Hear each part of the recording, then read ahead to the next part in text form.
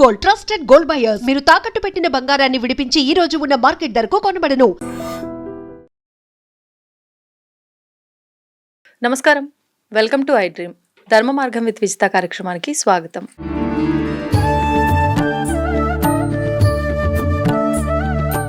నమస్తే అమ్మా.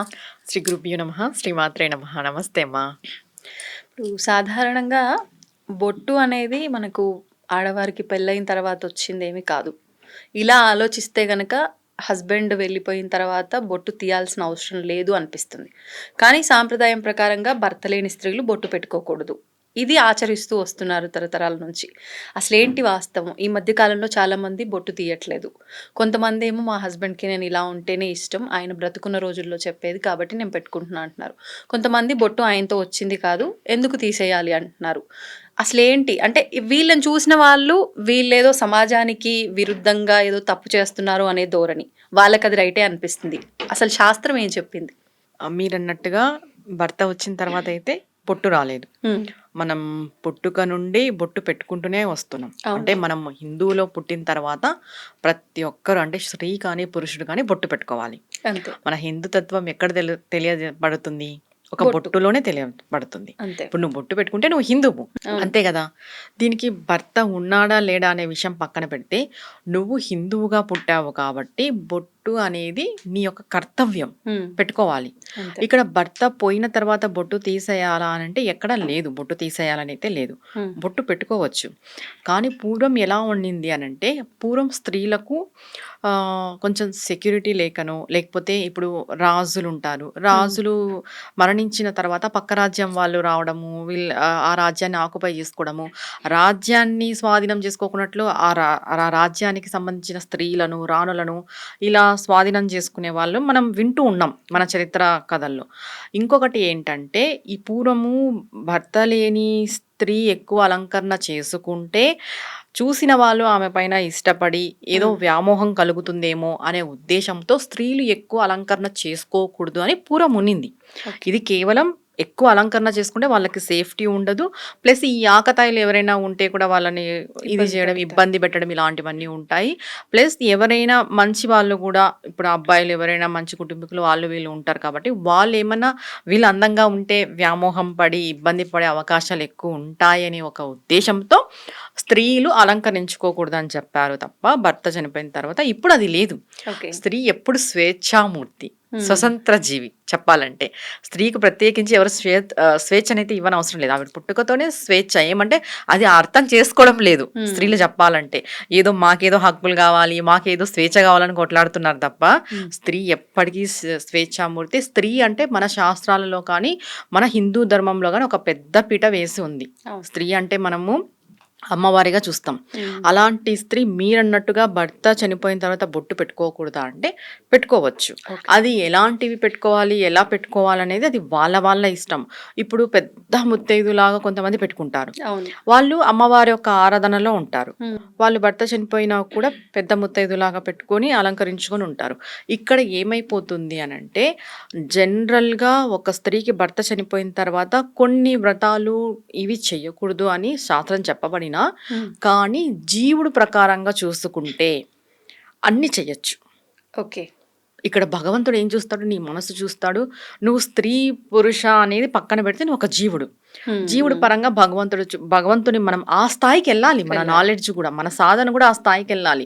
కేవలం మనము నిత్య పూజలు, మనం ఏదో మనవన్నీ మనం పర్సనల్ గా చూసుకుంటూ నేను ఆ స్థాయిలో ఉన్నానని మాట్లాడడం కాదు. మనం ఆ స్థాయికి వెళ్ళినప్పుడు మనం అన్ని చేసే అర్హత మనకు వస్తుంది. ఇప్పుడు ఒక స్త్రీ ఉన్నారు, విద్యాపరంగా ఉంటారు. ఇప్పుడు వాళ్ళు విద్యాపరంగా ఎలాగైనా రాణించవచ్చు. ఇప్పుడు అఘోరీలు, బైగారీలు కొంతమంది పెళ్లి చేసుకున్న తర్వాత సన్యాసం తీసుకుని అఘోరీలు అంటారు. కొంతమంది పెళ్లి చేసుకొని భర్త పోయిన తర్వాత ఈ అఘోరీగా మారిన వాళ్ళు చాలా మంది మనం చూస్తున్నాము. ఇప్పుడు అలా అని వాళ్ళు అలా ఉండకూడదని కాదు, జీవుడు ఇంపార్టెంట్. పెళ్లి అయ్యి ఇప్పుడు పెళ్లి నుండి అంటే పుట్టుక నుండి మనకి ఏవైతే వస్తాయి, గాజులు వేసుకుంటారు, బొట్టు పెట్టుకుంటారు, పూలు కూడా పెట్టుకుంటారు. భర్త చనిపోయిన తర్వాత అవి తీసేయాలని రూల్ అయితే లేదు. అంటే పువ్వులు, గాజులు కూడా అంటున్నారా? అంటే ఇప్పుడు గాజులు అంటే భర్త లేనప్పుడు వాళ్ళు ఏ విధంగా వేసుకోవాలనేది అది వాళ్ళకి తెలుసు, వాళ్ళ ఇష్టాన్ని బట్టి ఉంటుంది. ఒక్కటమ్మా, ఇక్కడ ఒక్కరి యొక్క నిర్ణయాన్ని మనం నిర్దేశించకూడదు. ఎవరి నిర్ణయం వాళ్ళది. హ్మ్. ఇప్పుడు అలా అని ఇప్పుడు వాళ్ళు ఒకవేళ బరి తెగించి ఆ విధంగా ఉంటే మనం ఏం చేయలేం దానికి. వాళ్ళకి వాళ్ళు డిసైడ్ అవ్వాలి. మీరు బొట్టు పెట్టుకోకూడదంటే పెట్టుకోవచ్చు. హ్మ్. అది ఏ విధంగా పెట్టుకోవాలి, ఎలా ఉండాలనేది వాళ్ళ యొక్క లిమిట్స్‌లో వాళ్ళు ఉంటారు. అంతే. ఇప్పుడు ఇంకొకటి ఏం క్వెషన్ వస్తుంది, భర్త చనిపోతే అన్ని ఆనందాలకి దూరం కావాలంటే చెప్పలేదు. ఎక్కడ అన్ని ఆనందాలకి దూరం కావాలి, మీరు అది పెట్టుకోకూడదు, ఇది పెట్టుకోకూడదు, ఇలా ఉండకూడదు. వాళ్ళు కూడా మనుషులే. మనుషులే. వాళ్ళు కూడా మనం మనుషులతో సాటిగా చూడాలి. వాళ్ళల్లో కూడా జీవుడు అనేవాడు ఉంటాడు. జీవాత్మనే మనకి ఇంపార్టెంట్. కొంతమంది పరిధులు తెలుసుకొని వాళ్ళు అర్థం చేసుకొని వాళ్ళు ఎలా ఉండాలో వాళ్ళు అలా ఉంటారు. ఉండని వాళ్ళు అనంటే అది వాళ్ళ ఇష్టం. ఇంకొకటి, ఇప్పుడు ఉన్న మన ఈ కలియుగంలో ఒకరిని ఒక్కరు క్వశ్చన్ చేసేంత రైట్ లేదు. ఫస్ట్ ఎందుకు రైట్ లేదు అనంటే ఎవ్వరు కరెక్ట్ కాదు ఇక్కడ. మనమేం పైనుండి ఊడి పడలేదు. అంతే. ఫస్ట్ చెప్పాలంటే ఫస్ట్ మనం ఒకరిని క్వశ్చన్ చేసేటప్పుడు మనం ఏంటి, మనం ఎలా ఉన్నాం అనేది మనం తెలుసుకోవాలి. ఫస్ట్ మన లోతుపాట్లు మనం చూసుకున్న తర్వాత ఇంకొకరిని క్వశ్చన్ చేయాలి. చాలా మంది ఏం చేస్తారంటే, ఒక స్త్రీ అలా ఉంది అంటే ఆవిడ ఇలా ఉంది, ఆవిడ అలా ఉంది అని ఆవిడ వైపు మనం మాట్లాడతాం. అది చాలా పాపం. ఆవిడకి తెలిసి ఉంటుంది, ఆవిడ కష్టమేమో ఆవిడ పడుతుంది, ఆవిడ లైఫ్ ఆవిడ ఇష్టం. నువ్వేం ఆవిడనేం ఉద్ధరించట్లేదు, మనమేం ఒకరికేం సహాయం చేయట్లేదు. నువ్వు ఉద్ధరిస్తా ఉంటే, నువ్వు సహాయం చేస్తా ఉంటే, నీ వల్ల ఆవిడ బతుకుతా ఉంటే నువ్వు మాట్లాడినా ఒక అర్థం ఉంటుంది. అట్లాంటప్పుడు కూడా మాట్లాడకూడదనే చెప్తాయి శాస్త్రాలు.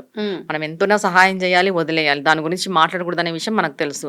అలాంటప్పుడు ఎవ్వరి లైఫ్ వాళ్ళ ఇష్టం. అది వాళ్ళ లిమిట్స్లో ఉన్నారా లేదా అనేదే మనం చూస్తాం. వాళ్ళ వల్ల సమాజానికి ఏమన్నా చెడు జరుగుతుంటే అప్పుడు మనం ఏదైనా నోరు విప్పి మాట్లాడే అంత ఉంది. కానీ వాళ్ళ లైఫ్ వాళ్ళు బతుకుతున్నప్పుడు, ఎవరి లైఫ్ వాళ్ళు లీడ్ చేస్తున్నప్పుడు ఒకరి లైఫ్ను మనం వేలు పెట్టి చూసే అంత అర్హత ఎవరికీ లేదు. ఎవ్వరికి కూడా లేదు. ఒకరి లైఫ్ని మనం ఏలు పెట్టి చూపించేంత అర్హత ఎవరికి లేదు. ఎవ్వరు పైనుండి దిగి రాలేదు ఇక్కడ. ఇప్పుడు చెప్పాలంటే కొన్ని పూజలు వాటికి వాళ్ళు చేయకూడదు అంటే, భర్త లేని వాటికి సంబంధించి వ్రతాలు ఇలాంటి వాటికి సంబంధించి వాళ్ళు చేయడానికి అర్హత లేదేమో. కానీ అవి చేస్తున్న వారు కూడా వాళ్ళని కాస్త దూరంగానే పెడతారు. పూజకు సంబంధించిన పనులు ఏమి చేయనీయకుండా అలా ఏదో పక్కకి గెస్ట్ లాగా ఉంచామా అంటే ఉంచామన్నట్లుగా ఇంట్లో వాళ్ళు కూడా చాలా మంది అలా చూస్తూ ఉంటారు. అసలు అలా చేయాల్సిన అవసరం ఉందంట. చాలా చాలా పెద్ద తప్పు. నువ్వు పెద్దగా ఘనంగా వ్రతం చేస్తుంటావు, ఆవిడ వచ్చినప్పుడు నువ్వు బాధపడ్డాము, అయ్యో ఈవిడ వచ్చింది. అసలు ఆవిడ మనిషే. ఒక్కటి చెప్పాలంటే అమ్మవారే అలాంటి అవతారాన్ని స్వీకరించింది. మనకి ఈ దశమహావిద్యలు ఉన్నాయి కదా, దానిలలో ధూమవతి ఒక అవతారమే ఈ అవతారం. అమ్మవారు అట్లాంటిదే ఆ అవతారాన్ని స్వీకరించినప్పుడు సాధారణ స్త్రీకి అలాంటి పరిస్థితి వస్తే నువ్వు అమ్మవారిలాగా చూడాలా, లేకపోతే ఈవిడకి భర్త లేడు, ఈవిడ అక్కడ ఉండాలి ఇక్కడ ఉండాలని చూడాలా? చెప్పు. కొంచెం మినిమం కామన్ సెన్స్. ఆల్రెడీ ఆవిడ భర్త కోల్పోయి చాలా బాధలో ఉంటుంది. అలాంటప్పుడు మనం సపోర్ట్ చేయాలి. సపోర్ట్ చేసి వాళ్ళని ఎంకరేజ్ చేయాలి. ఎందుకంటే భర్త పోవడం అనేది జీవితంలో సగ భాగం కోల్పోయినట్టే, టోటల్ జీవితం కోల్పోయినట్టే. అలాంటప్పుడు మనం సపోర్ట్ చేయకోకున్నట్టు నువ్వు అక్కడుండు ఇక్కడుండు, ఇలా చేయకు అలా చేయకు, అది ముట్టుకోకు ఇది ముట్టుకో, ఏం వాళ్ళు ముట్టుకున్నంత మాత్రాన ఏదో అయిపోతుందా? అలాంటి భావన పెట్టుకొని నువ్వు ఎన్ని పూజలు చేసినా ఎన్ని వ్రతాలు చేసినా ఫలితం సున్నా. సున్నానే అని నేను ఎందుకు అంత ఖచ్చితంగా చెప్తాను అంటే, భగవంతుడు మెచ్చడు.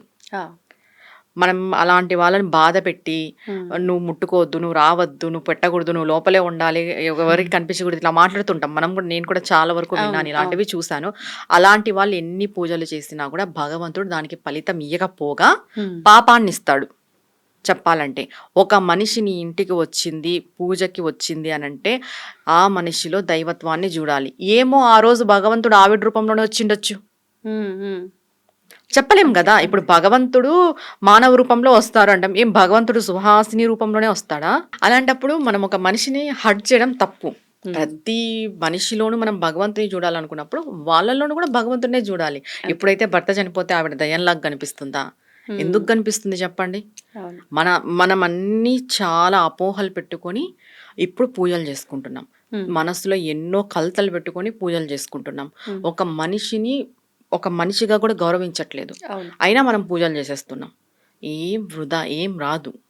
ఇప్పుడు మీరన్నట్లుగా అంటే మనం ఇద్దరము మాట్లాడుకున్నట్టుగా అవేమి భర్తతో వచ్చినవి కావు. మనకు పుట్టుకతో వచ్చిన అవన్నీ కాబట్టి మనం పెట్టుకోవచ్చు, తప్పులేదు. అది వాళ్ళ వ్యక్తిగతం అనుకున్నాం. కానీ పూర్వం నుంచి కుటుంబాలన్నీ తరతరాలుగా ఆ విధానాన్ని ఆచరించాయి. అన్నిట్లో మార్పులు జరిగినట్టు దీంట్లో కూడా ఏదో సమాజంలో మార్పులు జరిగినాయి, మేమేదో ఉద్ధరించినామని చెప్పి ఇది కూడా మార్పు చేసుకున్నారు. అంటే వాళ్ళు ఆచరించింది నువ్వు ఆచరించకుండా విస్మరిస్తున్నావు అంటే ఇది దోషమేమో. అంటే కొన్ని ఆచారాలు పాటించాలి అంటారు కదా, అలా కుటుంబ పరంగా తీసుకుంటే. ఈ విషయం చెప్తా. ఇప్పుడు కుటుంబ పరంగా తీసుకుంటే ఇప్పుడు పూర్వం వాళ్ళు ఆచరించినారు, ఇప్పుడు ఏదో వాళ్ళ ఇంట్లో అలాంటి ఇన్సిడెంట్ జరిగింది, ఈ పిల్ల ఆచరించలేదు. ఎందుకు ఆచరించాలి? ఎందుకు ఆచరించకూడదు అని నేను చెప్తున్నాను అంటే, ఈ అమ్మాయిది చిన్న వయసు అయిండొచ్చు. ఇప్పుడు ఆ అమ్మాయి భర్తను కోల్పోయి లేదా ఆ అమ్మాయికి ఇంకొక లైఫ్, సెకండ్ లైఫ్ ఉండొచ్చు, చెప్పలేం. ఇప్పుడు ఆ అమ్మాయి చదువుకొనింది, జాబ్ చేస్తూ ఉంది. నేను తెల్ల చీర కట్టుకొని జాబ్కి వెళ్తాను, పూర్వం మా ఇంట్లో వాళ్ళు ఇలానే తెల్ల చీర కట్టుకొని ఉన్నారు అనడం ఎంతవరకు కరెక్ట్? పూర్వం మా ఇంట్లో తెల్ల చీర కట్టుకొని ఇంట్లో కూర్చున్నారు, నువ్వు కూడా ఇప్పుడు తెల్ల చీర కట్టుకొని ఇంట్లో కూర్చో అంటే ఆ అమ్మాయికి జీవనాధారం ఎవరు చూస్తారు? ఆ అమ్మాయిని. ఒకవేళ పిల్లలు ఉంటే వాళ్ళ పిల్లల్ని ఎవరు చూస్తారు? ఇప్పుడు ఆ అమ్మాయి వాళ్ళ పిల్లల్ని పోషించుకోవాలి కదా. పోషించుకోవాలంటే ఆ అమ్మాయి బయటికి వెళ్ళి జాబ్ చేయాలి. జాబ్ చేయాలంటే ఆ అమ్మాయి నలుగురు ఎలా ఉన్నారో అలా ఉండాలి.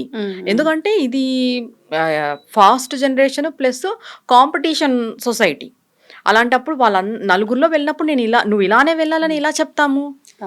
తప్పు అది. ఇప్పుడు మనం అప్డేట్ అయినాం, జనరేషన్ మారినందుకు నేను శాస్త్రాలని పక్కన పెట్టి తూడ్చేయని చెప్పట్లేదు, కానీ భర్త చనిపోతే ఇవి తీసేయాలనేది రూల్ కాదు. అంటే శాస్త్రంలో లేదా? పూర్వము ఏముంది? అట్లయితే సతీ సహగమనం శాస్త్రంలో ఉందా? లేదు. పరిస్థితులను బట్టి క్రియేట్ చేసుకున్నా. సతీ సహగమనం ఏ శాస్త్రంలోనూ లేదు. సతీ సహగమనం మళ్ళీ సతీ సహగమనం శాస్త్రంలో లేనప్పుడు మనం క్రియేట్ చేసుకున్నదే కదా. ఈ బొట్టు పూలు ఇవన్నీ పెట్టుకోవడం శాస్త్రంలో ఉందా లేదా అనే విషయం పక్కన పెడితే, శాస్త్రంలో ఎవరికి ఇలాంటి సిచ్యువేషన్ రాలేదు. ఇప్పుడు సతీ సహగమనము శాస్త్రంలో ఉంది అని అంటే, దశరథుడు మరణించిన తర్వాత రాముడి వాళ్ళ అమ్మ కూడా మరణించాలి కదా, ఆవిడ మరణించలేదు కదా. జనరల్ గా టాపిక్ చూసుకుంటాయి మనం. ఇవన్నీ మనం పెట్టుకున్నవి. ఇప్పుడు మాంగళ్యము భర్త వేస్తాడు కాబట్టి, కడతాడు కాబట్టి, మెట్టెలు భర్త నుండి వస్తాయి కాబట్టి అవి జనరల్ గా తీసివేయాలి. ఈ బొట్టు, కుంకుమ, తర్వాత గాజులు, పూలు అనేటివి వాళ్ళు ఏం పెట్టుకోవాలి? ఇప్పుడు పుణ్యస్త్రీ కుంకుమ పెట్టుకుంటుంది, వాళ్ళు కుంకుమ పెట్టుకోకున్నట్టు ఏదైనా తిలకమో లేదంటే స్టిక్కర్స్ ఏవైనా యూజ్ చేసుకోవచ్చు, అంతే కదా. ఇప్పుడు కుంకుమ పెట్టుకోవద్దా అని అంటే పెట్టుకోవచ్చు, కుంకుమ పెట్టుకున్నా ఏం కాదు. అది వాళ్ళు తెలుసుకొని వాళ్ళు పాటించుకోవాలి. కానీ వాళ్ళని మనం ఇలానే ఉండని చెప్పే రైట్ మీకు లేదు, నాకు లేదు. ఒక మనిషిని ఇలానే ఉండాలి అని చెప్పే రైట్ ఎవ్వరికీ లేదు. అది వాళ్ళ వ్యక్తిగత విషయం కంప్లీట్గా. మనం వాళ్ళ పర్సనల్ లైఫ్లోకి వెళ్ళి నువ్వు ఇలానే ఉండు, నువ్వు ఇలానే జీవించు అని చెప్పడానికి మనం వాళ్ళకి రక్త సంబంధికులు కాదు, కుటుంబీకులు కాదు, ఇది కాదు, ఎవరు కూడా చెప్పకూడదు. మనమే కాదు, ఎవరు కూడా ఆ విషయాన్ని చెప్పకూడదు. ఎందుకంటే కంప్లీట్గా అది వాళ్ళ వ్యక్తిగత విషయం. ఇంకొకటి, కాలం మారింది. ఒకవేళ ఇప్పుడు ఆ భర్త చనిపోయిన స్త్రీ ఇప్పుడు సెకండ్ లైఫ్, ఇంకొక సెకండ్ మ్యారేజ్ చేసుకోవాలా, వాళ్ళ ఇంట్లో వాళ్ళు చేయాలి అనుకున్నారు, చిన్న వయసులోనే భర్త ఇదైనాడు, వాళ్ళ ఇంట్లో వాళ్ళు చేయాలని నేను అలానే ఉంటానంటే ఎలా అవుతుంది? కుదరదు కదా. పోనీ నువ్వు సెకండ్ మ్యారేజ్ చేసుకున్నావు, ఆల్రెడీ నీకు భర్త చనిపోయిన, నువ్వు సెకండ్ మ్యారేజ్ చేసుకుని ఇవన్నీ పెట్టుకోకూడదంటే ఎలా అవుతుంది? ఇప్పుడు అమ్మాయికి సెకండ్ మ్యారేజ్ అయింది, అమ్మాయి పుణ్యస్త్రీనే కదా. మనం ఆలోచన చేయాలి అంతే. ఇది ఇప్పుడు శాస్త్రంలో లేనివి కూడా ఉన్నాయని చెప్తున్నారు. పూర్వం ఏంటంటే నేను ఇంతకు ముందు చెప్పినట్టు లేడీస్ని సెక్యూర్గా ఉంచడానికి ఎక్కువ అలంకరణలు చేసుకోకున్నట్టు అలా ఉంచేవారు. ఇప్పుడు ఆ ప్రాబ్లం లేదు. ఎవరికి వాళ్ళే ఆది పరాశక్తులు అయిపోయినారు, ఎవరికి వాళ్ళకి సెక్యూరిటీ ఉంది, ఎవరికి వాళ్ళ ఇంట్లో వాళ్ళు సెక్యూర్గా చూసుకుంటున్నారు. ఇలానే ఉండాలనేది అయితే లేదు. ఇంకొకటి, మాంగళ్యము మెట్టలు ఆయన ద్వారా వస్తాయి కాబట్టి తీసివేయాలి.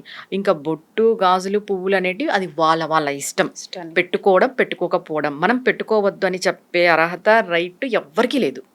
అది వ్యక్తిగత విషయం, వాళ్ళ కంప్లీట్గా వ్యక్తిగత విషయం. ఎందుకంటే అవి పుట్టుకతోనే ప్రతి స్త్రీకి వచ్చింటాయి కాబట్టి పుట్టుకతో వచ్చిండేటివి పెట్టుకోకూడదని చెప్పడానికి అయితే లేదు.